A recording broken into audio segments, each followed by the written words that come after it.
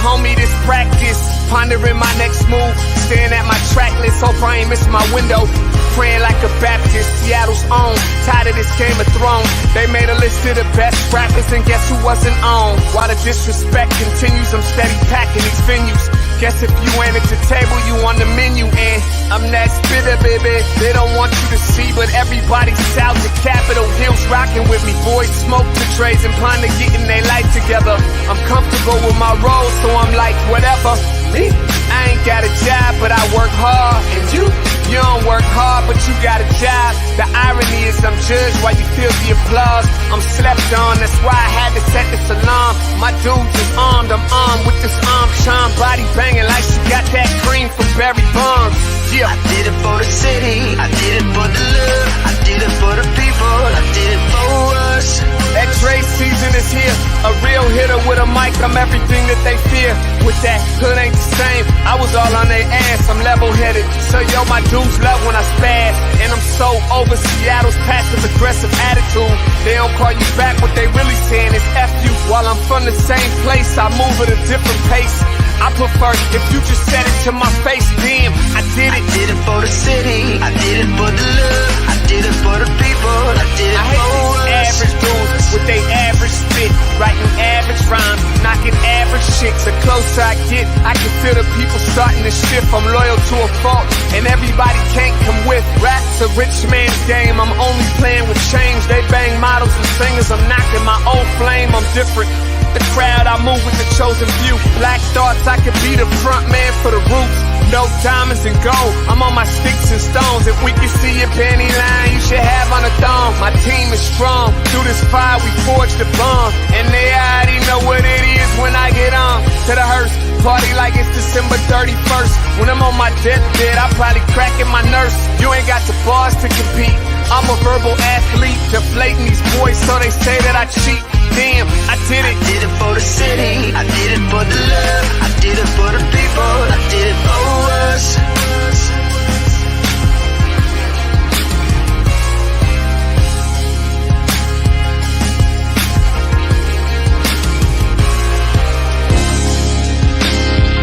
Yeah. I should probably start by apologizing for the long wait, man. You know, I know I be tripping. But I'm not just a rapper, I'm an artist. And, you know, my creative process is a little bit different than most. Nonetheless, I want to welcome everybody out to the Dre's Experience. I got TCF in the building. My whole camp's here with me. I got the band in here laying this cool-ass vibe. And I'm Seattle's own. Let's get into it. I just want to live. God protect me. I just wanna live. I just wanna live. Welcome everybody to the Morning Update Show. Happy Thursday for you, as I like to say, Friday Eve. Here with my guy Big O. What's up, Big O? Yo, I'm still used to the camera setup and everything. I'm tweeting last minute while you talking, man. Ain't no hiding it. Yeah. Man, good morning. How are you? I'm well, doing good, man. Had a great night last night, doing good. I know you had a great night. Yeah, very great night last night, and we'll touch on that here in a second. Want to welcome everybody to the Morning Update Show and remind you that right now it's a perfect opportunity for you to tag and share the stream. Go ahead and tag and share the stream with people who you feel would appreciate culturally relevant news and information emanating from right here in the Emerald City. Want to give a big shout out to our partners over at KBCS 91.3 over at Bellevue College. And also want to remind everybody that you can listen to the Morning Update Show anywhere that you listen to your favorite podcast. They got SoundCloud right there on the screen and in the links, but you can also go to Google, Spotify, iTunes, you know, wherever. Oh, and I also want to recognize Soundcasting Network. So Soundcasting Network, they've been managing our podcast for us and doing a great job with that. Man, it's that season we've been talking about. It's no excuses season. The general election is coming up. A great way to support Black-owned media and letting people know it's no excuses. Just go to whereweconverge.com/shop and go ahead and pick up some gear. As usual, Trey Holiday, I'll let people know that the vaccine is free and available in King County. We got a link in the comments. And actually, King County Councilmember Girmay Zahilay is going to join us here in a bit. And I think the number one thing he wants to talk about is what's going on with COVID. And the governor's made some announcements. The Delta variant is running wild. It's kind of crazy. But just to reiterate that if you're looking for the vaccine, all three are available here in King County free of charge. Just click the link right there. In some cases, people can actually come to your house and vaccinate you as well, if that's what you want to do. Keeping it on the vaccination as usual, man. Our vaccine stories, you can visit our website, whereweconverge.com/post. And, we've been leaving some space and grace for people who are vaccine hesitant as well. And one of the things we talked about yesterday is with this pending FDA decision about a booster shot being required after 8 months. Then, it's making the hesitant more hesitant. And actually, like I said, I've been in contact with public health, Seattle, King County, as well as the Department of Health in the state of Washington, and trying to talk to them about guidelines and communication with people about this booster shot. And we'll be able to update you guys more thoroughly. And maybe the council member might have some info on that as well. The thing that I really find interesting about this too is that as we're seeing more and more people get vaccinated, we're also seeing the cases of those who've been vaccinated catching COVID. So there's a multitude of reasons why people are saying hesitant out here because, originally the idea was, hey, you're less likely to get COVID, was still possible. But I know several people who've been vaccinated that still got COVID, man. So it's one of those things, bro. Yeah. And a part of it, and this is why I think we're going to have Dr. Duchin here in 2 weeks, because there's a few things that plays into that. It's like the vaccine was made basically against one strain or variation of strains or something like that. And the COVID keeps mutating, as we see now with this Delta strain. And so it's like they're probably not getting the original strain that the vaccine was made for. Now it's another strain that's out there. But there is lots of information that needs to be sorted through. And we want to be able to give as much information to the people in our community and beyond, especially those that are vaccine hesitant. What do we got here? What's up next? Oh, our campaign continues. Get Jake. Unbelievable, man. He's the best player in the world. I'm glad he's on my side. And going into a game 7, you want the best player in the world on your side. The backyard got mountains in it. I do not move until my accountant finish. Big mason jars, each one an ounce. All right. That's right, everybody. Go on over to Instagram. Get our guy Jake over this amazing benchmark of 10,000 followers. He's almost there. He needs your help. Go ahead and follow walk.into.the.light so you guys can be catching up on all the things that Jake has going on his IG. Amazing photos. Yeah. And so now, next thing, with Jake was there last night, and you were there, man. Everybody was there. Believe it or not. Converge got an award. Yeah. It's from the Washington Association for Justice. Why don't you go ahead and put that tweet up there, Curtis? A special congrats to Omari Salisbury, Converge Media, on receiving WSAJ's 2021 Excellence in Journalism Award. So, we was crew thick, as we usually do, you know what I'm saying? But it was real nice yesterday at the top of the Columbia Tower, the Columbia Tower Club. And lots of special people were there, including you, for a really, really great moment. We don't win a lot of awards and stuff over here. And this was a real special moment with all my special people. You know what? It really was special. And what else was special about the moment and the night was your speech, man, because you always make sure to give credit where credit is due. I loved, how you talked about, looking in the mirror for responsibility. And for me, there was really so much greatness in what you said. Plus, you had the crowd cracking up as always, man. Hey, Omari actually was in the suit. You guys see that in the photo. I would tell you guys. So I was walking around through there for about 40 minutes before everything started last night, and nobody recognized me. And even I was standing next to the stage, and they're like, "Yo, Omari, where's Omari?" No one's ever seen me. I think they expect me to show up in the Converge sweatshirt and a hat, because I was standing right there. I was like, "Yo," and I was telling you, I was like, "This is weird, Trey. There's people who've been on our show, but they don't recognize me." And I wanted to read this inscription here real quick. It's the 2021 Excellence in Journalism Award presented to Omari Salisbury, Converge Media, and it says, "For being the voice of reason, honesty, humanity, and transparency when our country needed it most." I was like, yo, man, thank you WSAJ. It was a good feeling last night. It really was. And I think all the honorees really last night, showcased that moment in their work, in their legacy, how they're really being very equal to justice in their work. And so I just love that. It was a great time. All right. So we got a handcrafted motion graphic here because we got Councilmember Girmay Zahilay, King County Councilmember. Big dog. Quaker too. I know. And I don't know. He said he's short on time because we were going to let him redeem himself here today. This was back in July 18th where we seem to have some technical difficulty with the electric.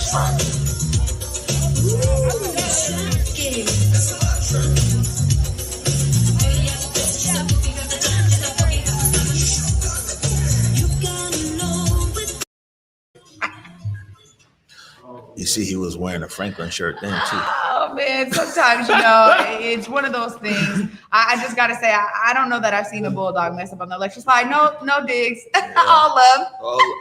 Well, he said he blamed it on Coach Don. Yeah. So it's all Blitz, but Blitz kept it real. Blitz was like, he can see how we go. Yeah. We're gonna take a quick break right now. When we come back, we're joined by King County Councilmember Girmay Zahilay. You're watching the Morning Update Show. Hey guys, it's Besa Gordon from Converge Media. You can catch me on my show Rewind with Besa, which airs every other Saturday at 2 p.m. anywhere you watch Converge Media. Now, I know a lot of us still have questions about the COVID-19 vaccine. However, here are a couple things you don't have to question. Everyone 12 years and older in Washington State are now eligible for the COVID-19 vaccine. It's free, and you don't even need insurance or citizenship status to get vaccinated. If you still have questions, and I know you probably do, you can visit kingcounty.gov/COVID for additional information. You can also call the King County COVID-19 call center at 206-477-3977 to get COVID-19 and the vaccination questions answered, get translation services if needed, set up an in-home vaccination appointment for yourself or someone you know may not be comfortable at a vaccination site due to a disability, anxiety, or other reasons. Look, with summer being here, now is the time to get all your COVID-19 vaccination questions answered so we can all get out the house and live our best lives again.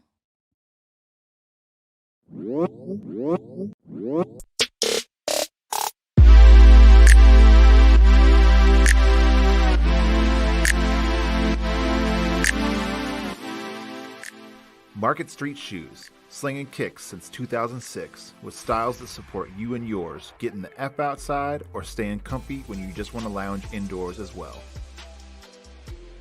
But wait, Market Street Shoes is way more than just a shoe store. Gear up for your next outdoor adventure with apparel and accessories that'll have you looking good on the streets, the trail, or even in your own backyard.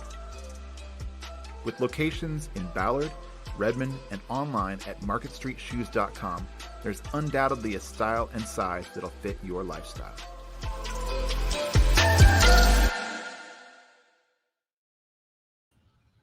All right, welcome back to the Morning Update Show. My name is Omari Salisbury, joined by Trey Holiday right here. And right now, we want to welcome King County Councilmember Girmay Zahilay. Welcome back to the Morning Update Show. I'm back. I don't feel that welcome because the way y'all roasted me before I got here. You be all right, man. I get it. Like, I came in wearing the Quaker stuff. I'm talking to some Bulldogs. I know how it goes. Oh man, we won't hold it against you too much. You're doing amazing work as King County Council member. You set it on your campaign trail, and I just feel like you're really one of those people that has been holding firm to your commitment to community, all the things that you said you wanted to do during your campaign. So congratulations to everything. Thank you so much, Triana. Absolutely. And congratulations to y'all too. I know you just won an Amazing Excellence in Journalism Award, completely deserved. I noticed that Omari dresses differently now moving forward. Wow. And I just want to shout him out. No more hats, dress shirt. My daddy on set today. That's why I put on a shirt.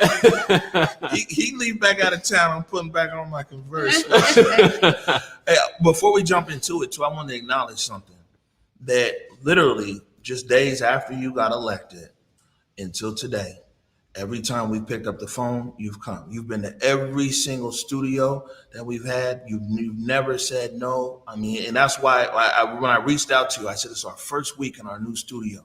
You know what I'm saying? It would be a pleasure and an honor for you to come here because you've been well before even COVID and well before the protests and all that. Man, you would come right there to the Central District and we would do interviews and everything else. So I want to appreciate your commitment, to community media.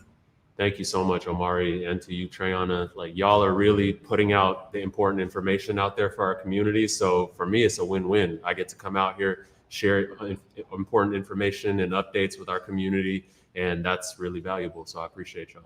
Absolutely. Right. And now, but I'm gonna talk to you after the show. I need some bald head guy tips. Are you coming home? Because you're always like, "Ooh, man, it's crazy." We're gonna talk. All right. So the big thing going on right now. It's been a big thing, but right now, especially COVID, the governor's made some announcements and everything else. Man, why don't you update everybody as to what's going on? Yeah, I'm here to ring the alarm. I want people to know that COVID has come roaring back.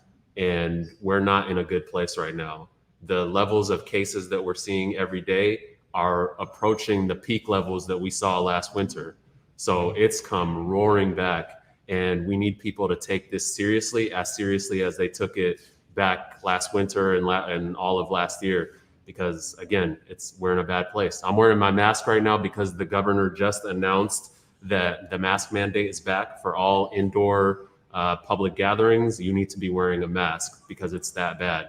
And I'll tell you a little bit more about our hospitals and everything, but that's one of the things that I want to come here to talk about. Well, I think it's important because one of the reasons why folks need to hear this message is because I think there was a misnomer that, as the vaccine came out, as we saw kind of the numbers dwindle, that's where we are. And so really being re-engaged with this, understanding not just these multiple variants as we were talking about earlier, but also I think people being a little bit looser with the fact that they thought, okay, it's okay for me to be out like this now. I don't have to worry about that. What are some of the things you really want people to understand? There's another crisis that we're dealing with that we're not talking enough about, and that's the crisis of misinformation. Right now, everybody has a platform. Everybody's out there on social media. Everybody thinks if they've done a little bit of research that they are now the expert, and now they're sharing misinformation out there. And that's really dangerous because life and death is on the line right now.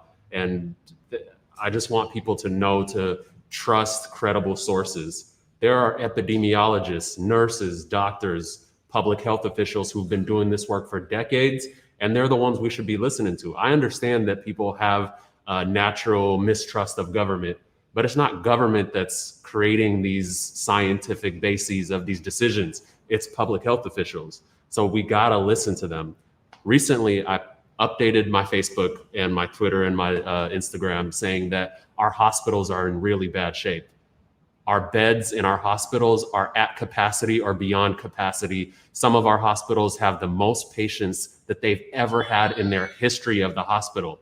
And that's primarily being driven by unvaccinated people. And then the backlog of medical conditions that people haven't been getting treated because the hospitals were so full right now. Imagine how dangerous that is if we have full hospitals. That means it's not only COVID that could kill you. If you get into a car accident, you might not be seen in time to get treated. If you have a heart attack, if you have any of the number of emergencies that could happen, a full hospital is as dangerous as anything else. And I posted about this, and people started commenting in the comment section saying, hey, actually at Swedish Hospital, it's an equal number of vaccinated and unvaccinated people in the hospital beds. And I was like, wait, am I going crazy? That can't be true. So I called up Swedish hospital's leadership and I said, is it true that you have an equal number of vaccinated and unvaccinated in your hospital beds? They said that is absolutely false. 91% of the people who are choking to death in our hospitals from COVID are not fully vaccinated. Only 9% are fully vaccinated. But because people have a platform, they're out there sharing wrong things, and that's so dangerous. I think people need to also understand that there's organized bad actors at play Yeah. in this misinformation. I mean, it was crazy because even last year during the Seattle protests, when we were tracking all of these tweets and things that were coming in, they're coming in a lot of them from foreign countries, coming in from Eastern Europe, coming in from all kinds of troll farms and everything else. So we need to remember that, here across our country, a lot of misinformation. Yeah, there's the one person who read something somewhere and they just retweet or say something, but there's also a concerted effort, especially in our community, for a spread of misinformation. And so not only do we have the virus working against us and people casually giving misinformation, but it very well could be government actors and things like that are seeding misinformation in our country. Why do you think there's especially for our community, like I see the news, so there's different groups of people who don't want the vaccination. Like in Olympia yesterday, there were people who were like, look, I'm not against vaccination. You go get vaccinated. I'm against the government trying to tell me what I can do. So we got those people that are over there. Clearly you got the anti-vaxxers, but they're just always going to be anti-vaxxer. In our community, why do you think, at this point that hesitancy is actually on the rise? Yeah, that's a great question, Omari. So what I'm about to say is not based on data. Like I haven't done the data to find out like why certain people are hesitant and others are not.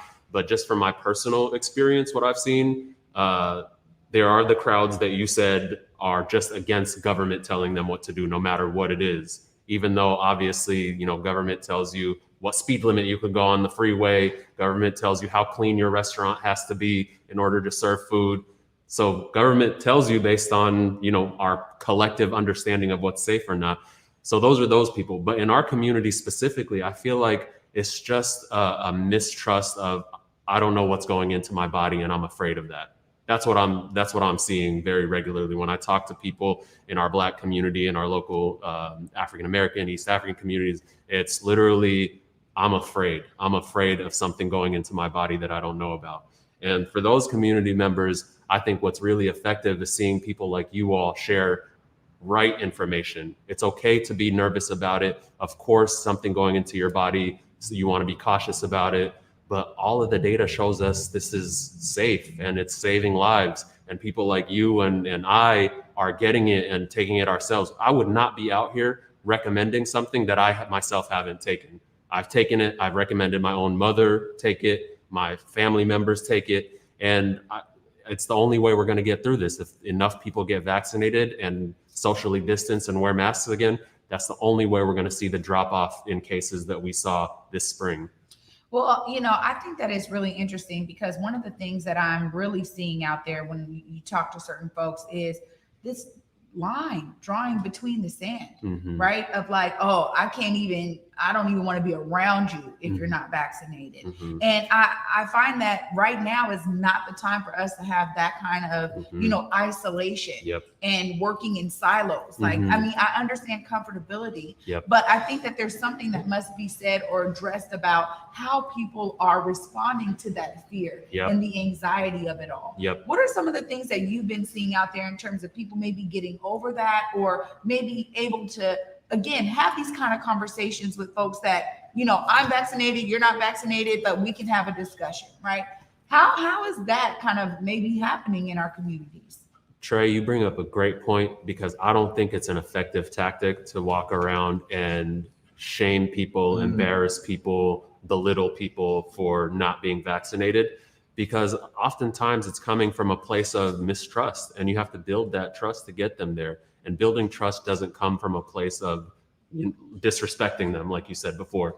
And I think that trust comes from credible messengers. We need people who have trust and relationships in communities to communicate what's true and not true about vaccines, what the benefits are, and have that really honest conversation. I know, Dr. Danielson has been out there on a lot of Zooms and sharing information. Dr. Anissa Ibrahim, who I went to high school with at Franklin, she's out there communicating these as well. And so I want to try to have more credible messengers on platforms with me to try to communicate to people who are worried or nervous about this. Yeah, I think people need to remember that, especially in our community, man, a lot of us been getting shamed our whole life over one thing or another. And so just that's why, we're real intentional. So clearly we want to be able to communicate public health has been our partner from day one. Mhm. So we want to be able to communicate the information, public health, of what's out there, what's accessible, and everything else.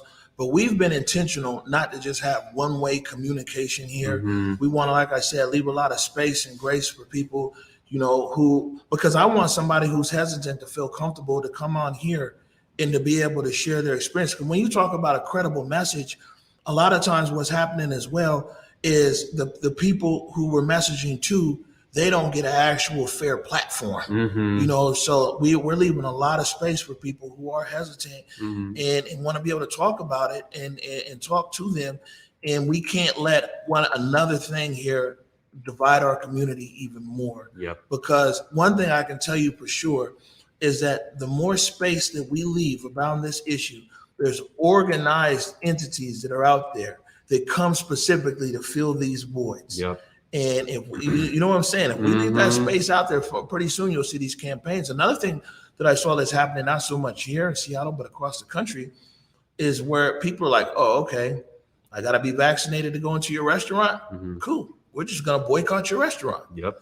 So, what I'm saying, this divide is growing by the day. Yeah, absolutely. Yeah, one of the things that I really want to address with you while we have you here on the set is away from COVID, but connected, because when you wrote that piece about looking at gun violence, the same ways that we're looking at COVID as a public health crisis, I've been able to use quotes from that time and time again when I'm having these discussions. And we see it now. We see it again. Governor Inslee just telling us to mask up again. We see this kind of communication coming around our safety when it comes to COVID, but we do not see enough of this kind of communication when it comes to addressing this issue and a public health issue and crisis around gun violence. What are some of the things that you see happening out there on the ground after you really wrote that article? Because it was so inspiring. It really was. Thank you so much, Trey. I just think it provides us such a perfect template to call people out and call them in about their response to gun violence. Because when we have COVID-19 pandemic, we see clear communication regularly about the pandemic from every level of government. We see coordination across every level of government. We see tons of resources being deployed over and over again to respond to this issue. And frankly, that's because it impacts a broader set of communities, whereas people perceive gun violence to be, that's their issue over there. Even though I might be afraid walking over, that's not my kids that are dying. You know what I'm saying? That's the feeling that I get. But if we really treated gun violence like the pandemic that it is, we would see way more coordination, way more resources, way more communication. And I have started to see the topic now elevating in the candidates who are running for mayor, for example. I see them talking about it more. I'm seeing, go ahead, Omar. Please. Yeah, I'm seeing a little bit more traction, but it's still not the level that I would want it to be to really solve this issue. Yeah. And I hate to put it like this, Councilmember Zahilay, but it's like I've time and time again, not only on our platform, but on Cairo FM, on KUOW, I've had to point to you as somebody who was willing to just show some empathy and some humanity around this issue of gun violence.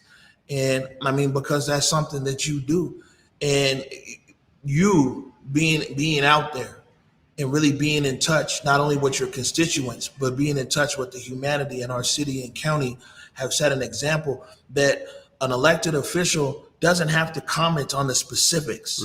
They don't have to comment on, well, it was this or that. What they can comment on is there was a family impacted, a community impacted, our psyche as a city, our humanity is impacted.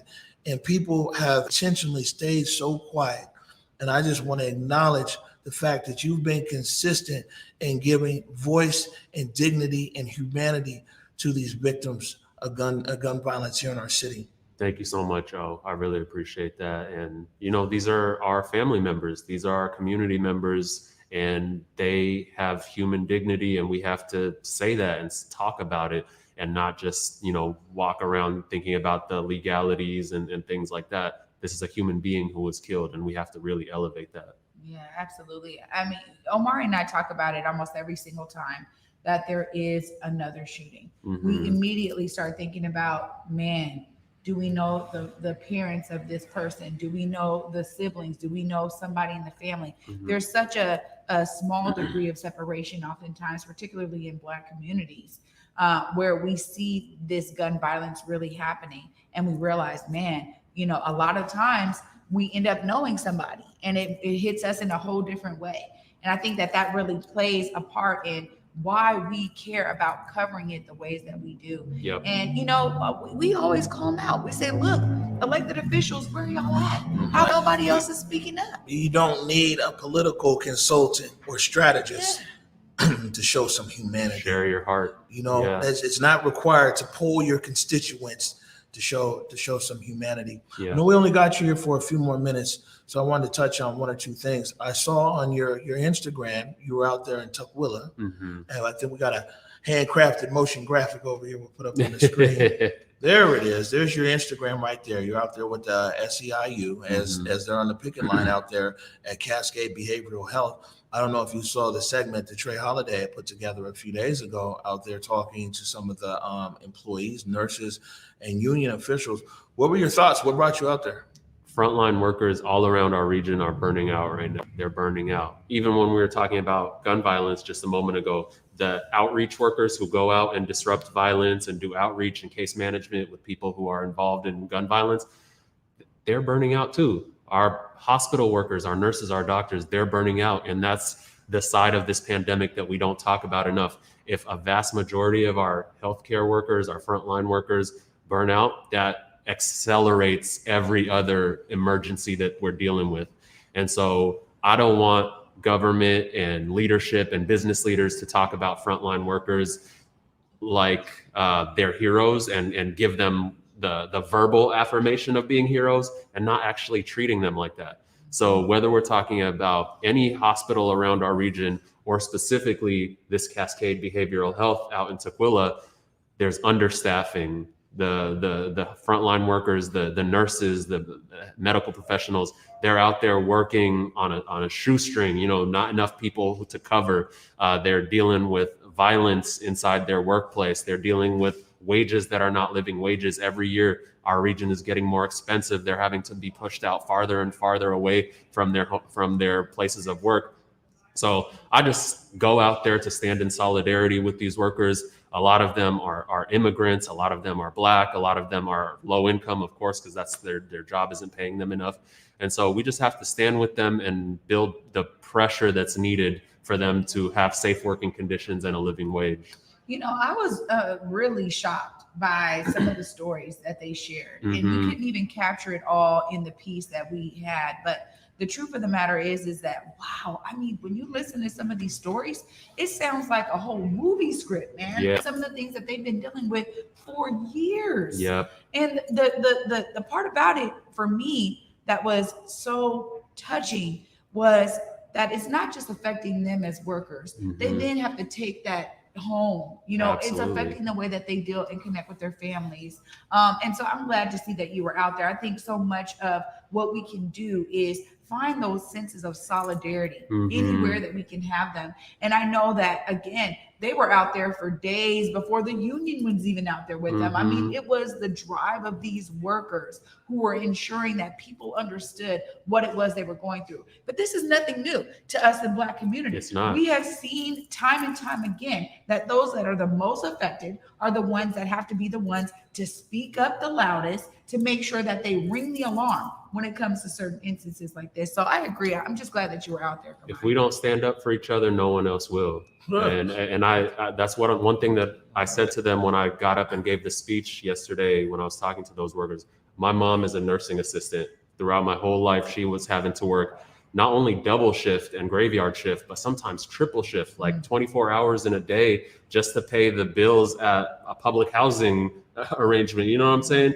And it would be one thing if this kind of work that nursing assistants and stuff do helps you climb up the economic ladder over time and you can buy a house and a car and take care of your kids. But we all know that's not the case. My mom worked double shift, triple shift my whole life until she blew out both of her knees. And now she's disabled and can't work anymore. And that's what this economy that we have in this country does to so many people. It uses their bodies, burns them out until they can't work anymore. And that's just not right. We can't keep having a system like this. We got to advocate for each other. We got to organize. We got to show up. We got to march and break this cycle.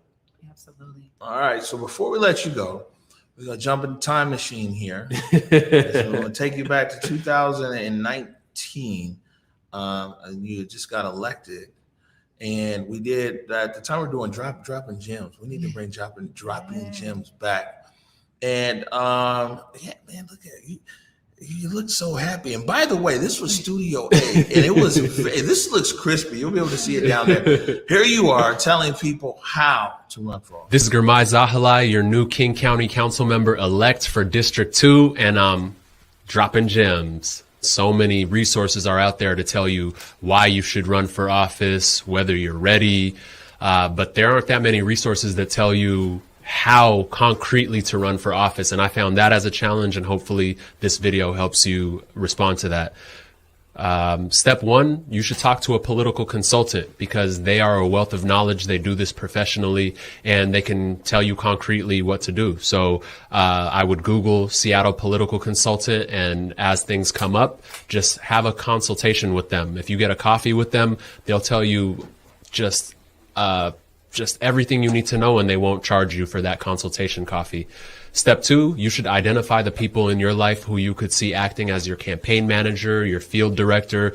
These are people who you trust enough to work with you and who are also hard workers and who can manage your campaign with you.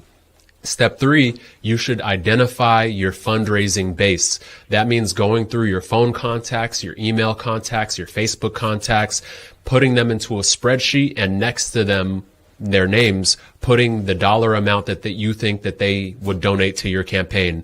That way you get a good sense of how much you think you can fundraise. And once it's time to run, you can just pick up those people and go through that list and just call them up for money. And unfortunately, campaigns are really expensive, and that's what it's going to take no matter how uncomfortable you feel doing it. I did it. You can do it too. You did do it. You did it well, my friend. One thing I gotta say quick is that this government job ages you, because I was looking like I look a smooth 19 years old, and now I'm an old man. So not at all, not at all. You're doing great work out there. We appreciate you every time. Like Omari said, every time we call, you come. And really, you always come with a solid message for the audience and for the community. And it's because you're staying plugged in.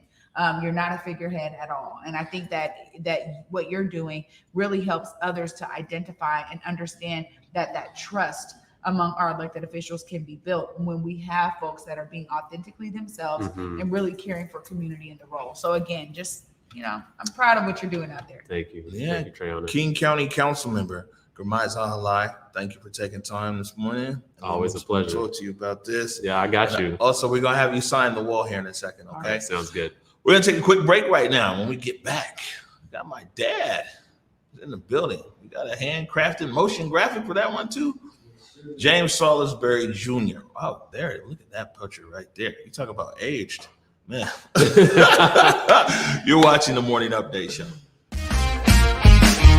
I did it for the city, I did it for the love, I did it for the people, I did it for us.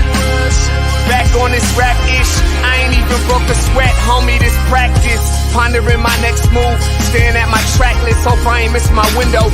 Praying like a Baptist, Seattle's own, tired of this Game of Thrones. They made a list of the best rappers, and guess who wasn't on? While the disrespect continues, I'm steady packing these venues.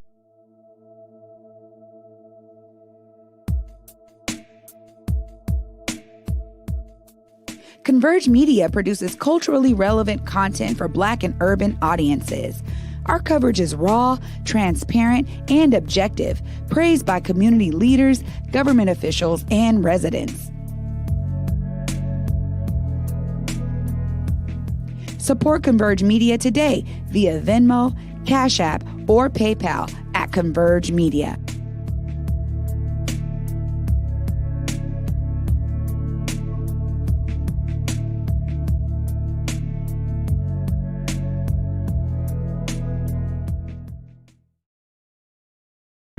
Hey, it's me, downtown Seattle.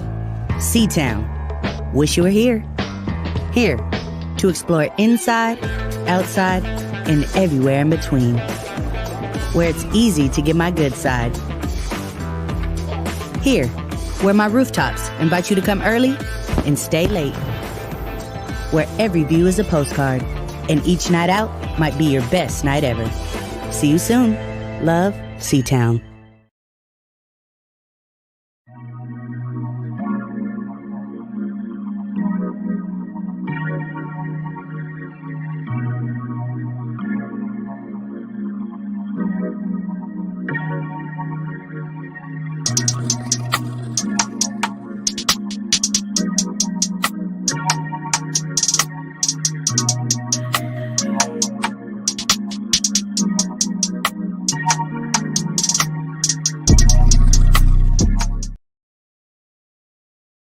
The story of Converge Media did not start at the Seattle protests or at the onset of the COVID-19 pandemic, nor 4 years ago when we very first opened our doors.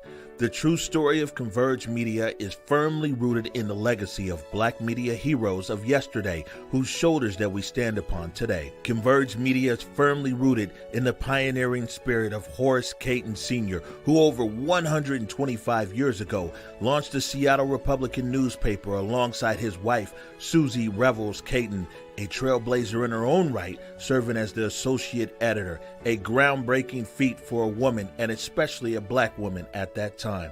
We are rooted in the visionary eye of Al Smith, who documented Black beauty, culture, vibrance, and excellence through his lens. We are rooted in the benevolence of Fitzgerald Beaver, who envisioned the Facts newspaper, the very same newspaper where my father, James Salisbury Jr., was a staff photographer over 4 decades ago. We are rooted in the broad and innovative shoulders of Chris Bennett, who with his Z-Twins radio took the story of Black excellence to the airwaves.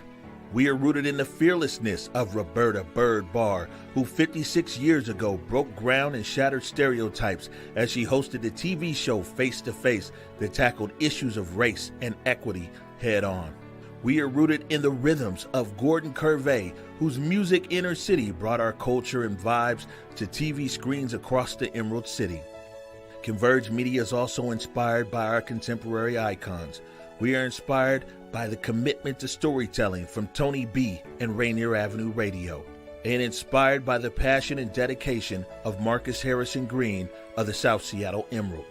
So you see, when you look at Converge Media today, and especially as we celebrate the 1-year anniversary of the Morning Update Show, just know that our story did not begin with us, nor will it end with us, as it is our duty at Converge Media to broaden our shoulders for the next generation of Black media innovators, to stand firmly upon them and to tell the stories of our community to generations yet to come.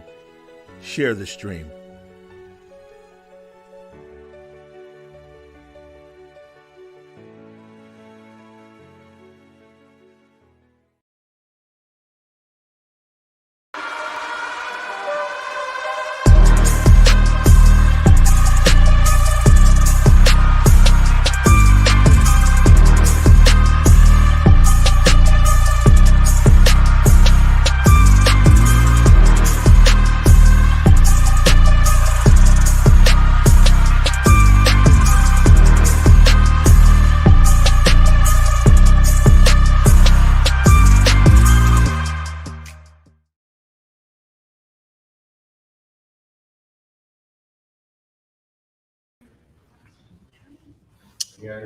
Yeah, all right. Welcome back to the Morning Update Show. My name is Omari Salisbury, joined right now by my lovely daughter, Acacia Salisbury. Matter of fact, I need to properly address you, a Converge Media producer and one of our early producers and directors, Acacia Salisbury. How are you? I'm good. How are you doing? I'm doing good. You know, Nikita Oliver was here yesterday. I was telling Nikita that the very first interview that Converge did with Nikita Oliver was when you interviewed them about the mutual aid.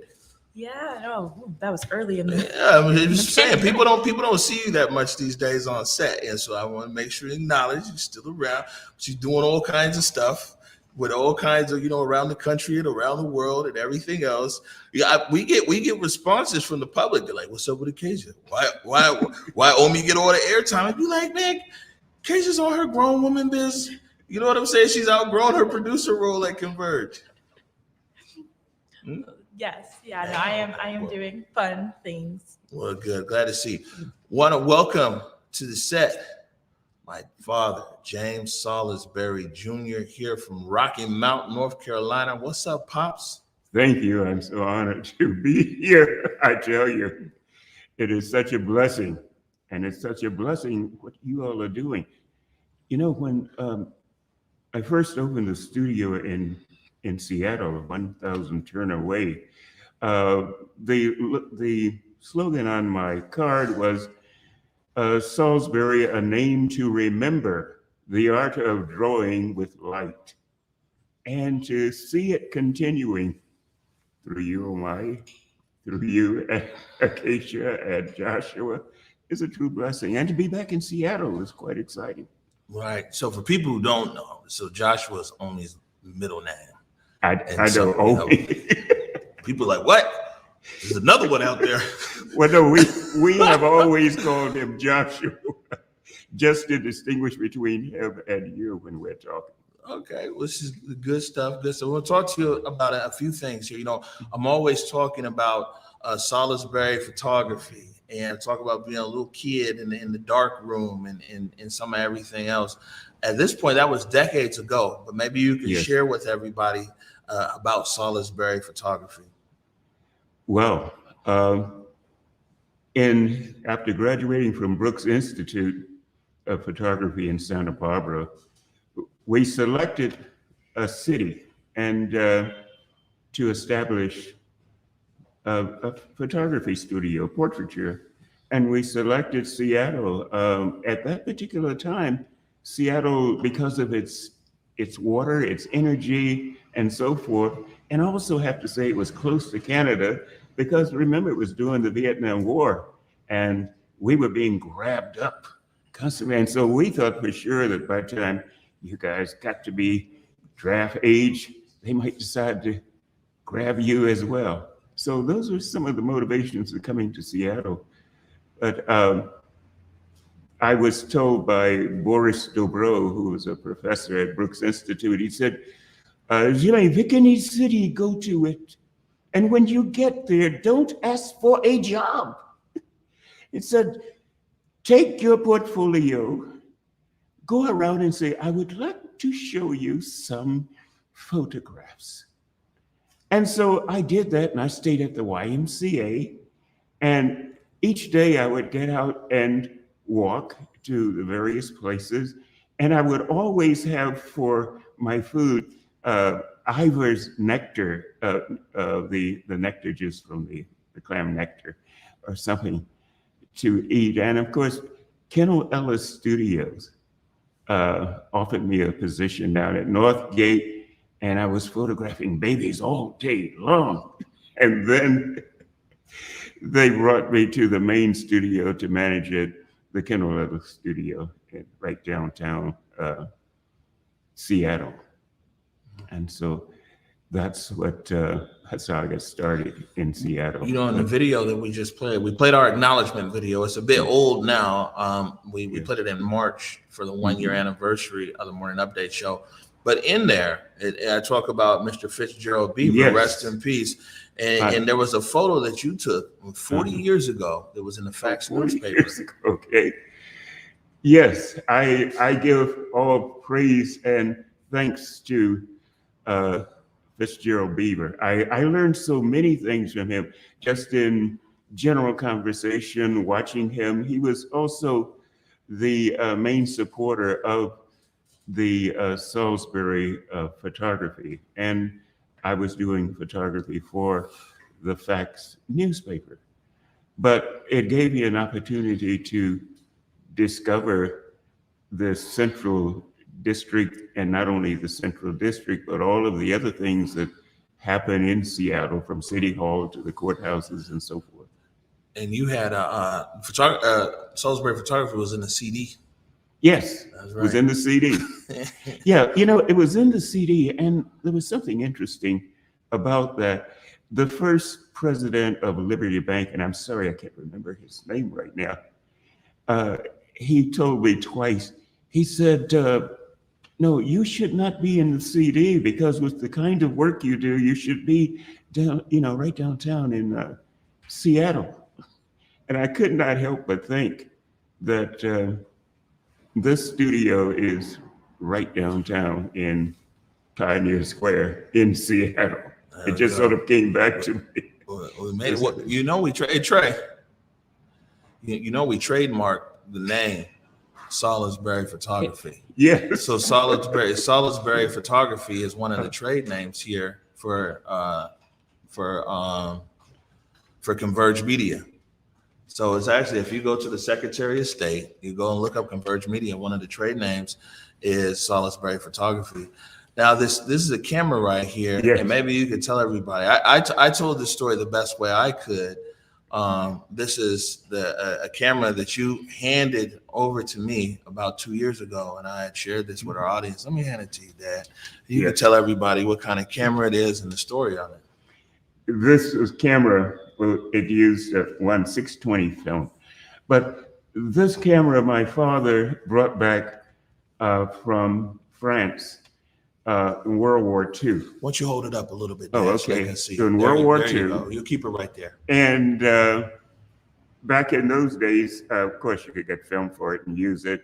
And we have photographs at home that he's taken with it. It's quite old now. But just think about it. You had to measure distances. You had to calculate what the shutter speed would be and all of that. Because all of us taking pictures now, there's so many corrective things on our phone that do all of the work that you had to immediately calculate in your brain and then compose it and take a picture. But this was always in our family, and I was so honored to pass it on and know that it will keep going.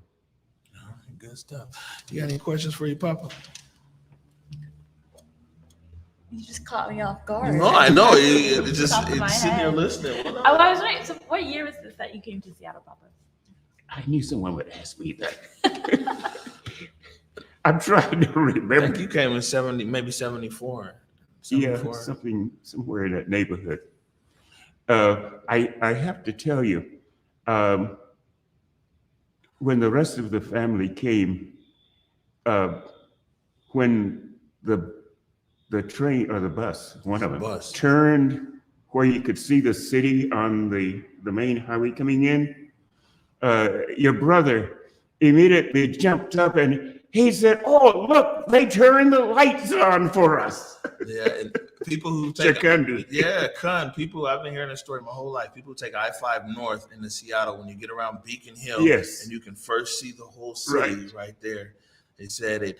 My mom said that the Salisbury experience here in Seattle, they never turned the lights off.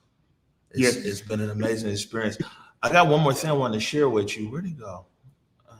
It's right there. Somebody hand it to me. So this right here, I wanted to give to you. We were in the Museum of History and Industry. Yes. Converge Media was. And with COVID and with the recovery of stepmom, Paulette, my bonus mom, people have been following that story as well. You guys couldn't come over here. And so you didn't get to see the exhibit in person. This is the actual original here that was on the wall in the Museum of History and Industry. It's not a replication or duplication. This was actually on the wall in the Museum of History and Industry. It's a photo on there of me taken by Jake Grabrot. And I know you couldn't make it to Mohai, so we're bringing Mohai to you. Oh, what a blessing. Thank you so much. Thank you so much. I am so honored and so honored to have lived this long to see this continuation travel on. I'm serious. They talk. He's always talking about it. He cries a lot. I think he got a lot of it from me. But this is so special. I thank you so much for this. Yeah, and so we'll box it up for you next door and send it down there. But okay. I just wanted to be able to tell you that it's, it's not until you really get older that you realize all these gifts that you get from your parents, and I think that definitely I got an award yesterday you were there for journalism and storytelling, Yes. but you're the ultimate. You know what I'm saying? People ain't heard a story told until you've told it. And, back when I had time, I was an okay writer, but you're an outstanding writer. And so, I see where all these skills come from. And I think one other thing is that you're always you're quoting the Bible. We put a converge mix on everything. Okay. You always say, I think it was Micah, you're like, yes. Do justice. Yes. Walk humbly. No, I'm live TV. Now I'm forgetting. Okay, do justice, love mercy, and walk humbly before God. Yeah. So the converge version of that is work hard, stay humble, take your ass home. that's the converge remix on the Bible. Oh, verse. that is a blessing. Yeah. That is a blessing. But just wanted to say this: the thing that really, got me was during the riots and all of this type of thing was going on. I was watching everything, but I saw you when you told the rioters not to touch Chinatown.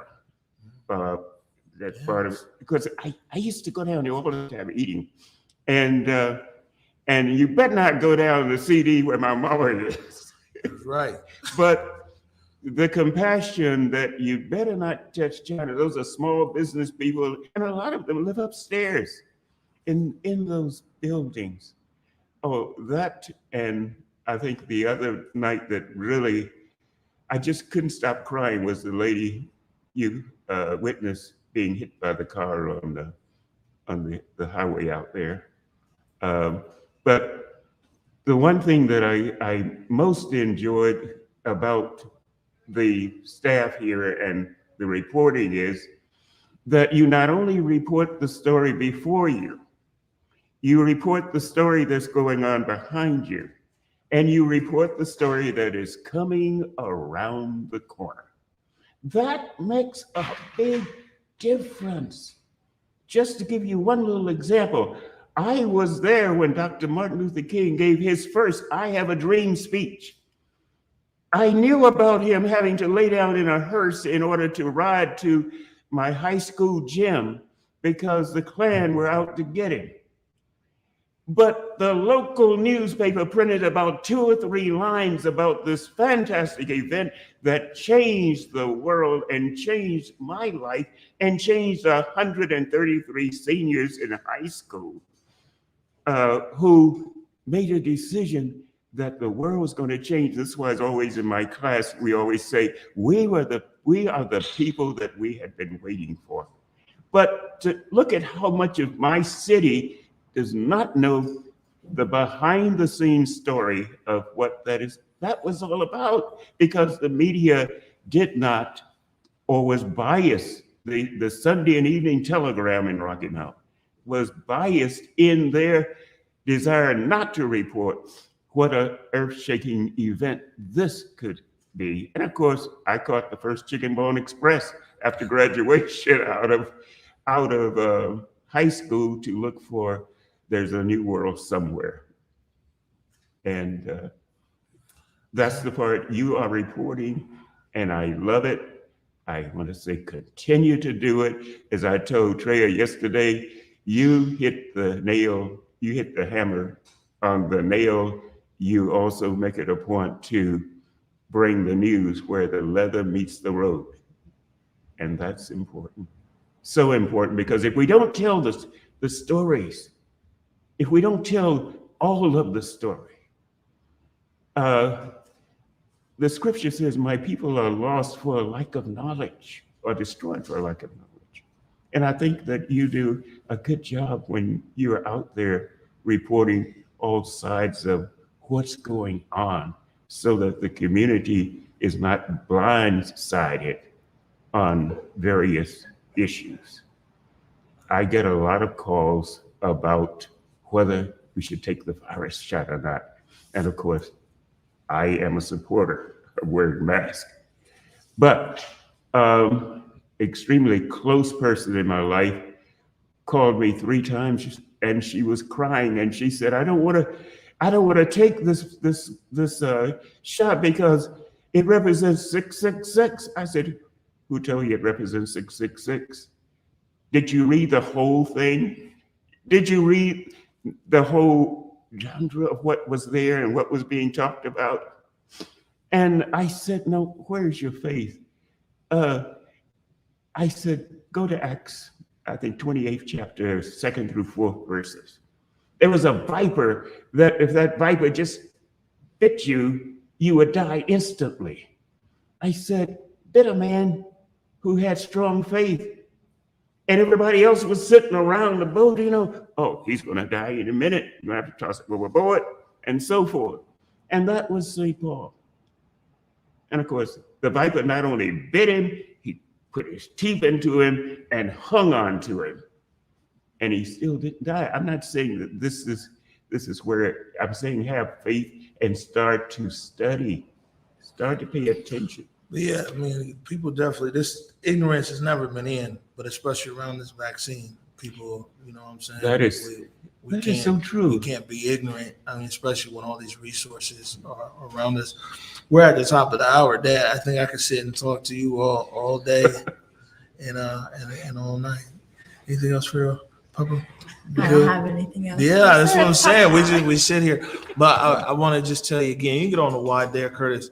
I just want to tell you again that I mean, one, I can't wait to get back down to Rocky Mount. Oh, You know yes. what I'm saying? And Rocky Mount, North Carolina. That was one of our most beloved segments that we did down there when we hung out there at your house. Yes. Oh, there you go. When we hung out there. But two, like I said, man, I want to say thank you. You know, it's part of this. Like we're here today, and I can say this is that because I seen what's possible. I grew up knowing what's possible. So what? A studio in Seattle? Yeah, I could do that. You know what I'm saying? My pops did that. I was a little kid. So it's in my lived journey. It's literally my DNA. So Yes. a lot of things that even other people might encounter as an impossibility decades ago, you know what I'm saying? When I wasn't even thinking about media or anything, y'all proved it was possible. And that possibility is still right here in another generation. You know what I'm saying? It's blossoming. And in another generation, you see right here, Exactly. it's blossoming. And so I just want to tell you, thank you, Pops. You are so welcome. I see it even clearer at my age, at the journey. And I'm so pleased and so thankful that God has blessed all of you to make this possible. Yes, sir. Thank you, Dad. Thank Love you. I love both of you. All right. We're going to take a quick break. Trey Holiday is going to join us. We're going to get out of here. We're watching the Morning Update Show. Hey, it's me, downtown Seattle, C-Town. Wish you were here. Here to explore inside, outside, and everywhere in between. Where it's easy to get my good side. Here, where my rooftops invite you to come early and stay late. Where every view is a postcard, and each night out might be your best night ever. See you soon. Love, C-Town.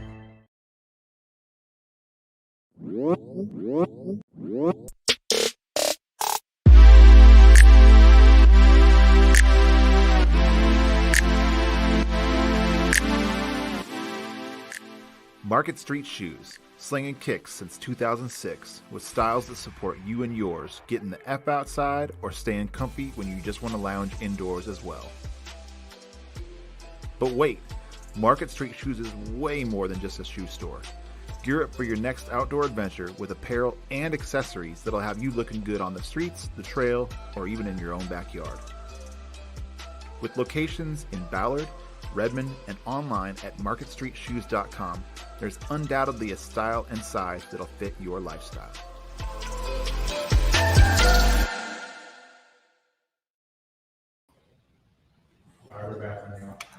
All right. Welcome back to the Morning Update Show. Trey Holiday back on the set. Hey, man, beautiful segment with the family. Oh, and as always, you know, we talk about your father so much, even on camera, off camera, and how integral his work is to what you've become today. So it's just beautiful to be able to share that with our audience. Yeah. Well, you know, it's all about the views. He's gonna go and put this on every church group, every family group. We get a spike in viewership after today. But no, it's I'm just happy to be able to say that, you know, all these years in the Converge and all these years in a career in media, they're like, one, it's a blessing. They say it's a blessing if you can wake up every morning and get a phone call that says mom and dad and everything. So I'm blessed to have my parents in my life. But it's a real blessing. This old guy, man, sometimes we be up in the middle of you talking about when I don't get no sleep. I be up talking to this old guy in the middle of the night about all kinds of stuff, man. Love it. He got all, you know what I'm saying? And when it comes to just the actual fundamentals of photography, and it's nothing against the technology changes and everything, but my dad, I'm telling you, he can tell you all about a lens, how a light, you know, he knows physics, he knows optics, he knows like geometry and spacing and everything else, just the fundamental skills of photography that a lot of days, you know, it's point and shoot these days, you know, but he could break it down for you. It's so beautiful, man. Yeah, it's fantastic. I know we're over time, Trey Holiday, so I'll throw it over to you. Any last words for today? Man, my last words, stay consistent because the message is necessary. Please see yourself as a part of the solution. We had Councilmember Girmay Zahilay on here, and for a long time, people have been telling him to run, and he did it at the right time because he knew he had to see himself as a part of the solution in a major way. We have, you know, Omari's father on here that was seeing himself as a part of the solution by being that guy with a camera when no one else was there, capturing moments that were so integral to our time and our community, and showcasing what it meant to be living in that moment.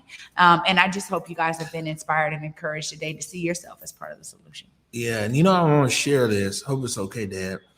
Is that, you know, when people said that I just showed up out there with a camera, right, and everything else, well, my dad, you know, back when it was time to go to college, he went to Elizabeth City State University, where me and my brother Kun and Toon went. He didn't have enough money for school. Talked to the chancellor and was like, yo, I ain't got no money for school, but I got a camera. And my dad worked as a college photographer and worked his way through college. And that's what I'm saying. You see it up there, Pops, no excuses. You know what I'm saying? Even all those decades ago. So once everybody, big show tomorrow. It's Feel Good Friday. We're going to have our favorite therapist, Ashley McGirt. Ashley McGirt's going to be in here from the Washington Therapy Fund Foundation. Also joining Ashley is Deontay Damper, also from the Washington Therapy Fund Foundation. You know, they I think they got some of the HSD funding. And so they're one of the 33 organizations that got HSD funding. So they're going to talk about that. And of course, we got Buki Gates. He's going to be telling us how the Kings, you know, they didn't quite win the championship down in Florida, but we're so proud of them. So Buki will be here tomorrow as well from Baseball Beyond Borders. Want to remind everybody tonight, 7 o'clock, is Clapback Culture with Julia Jesse and Mike Davis. So you want to tune in for that. And whew, what an amazing 24 hours it's been. It's really been thriving in it. We're going to get out of here. As usual, I want to remind everybody, go forward in your purpose, go forward in your humanity. And until tomorrow at 11 a.m., peace. Lift every voice and sing till earth in heaven ring, ring with the harmonies of liberty.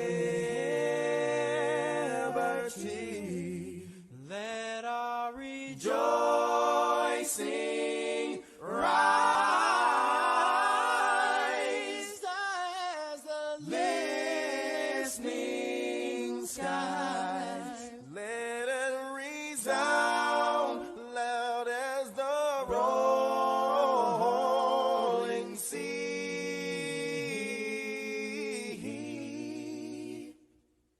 Sing a song full of the faith that the dark past has taught us. Sing a song full of the hope that the present has brought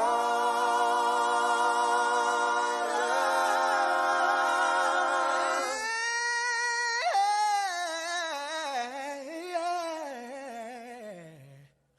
Facing the rise.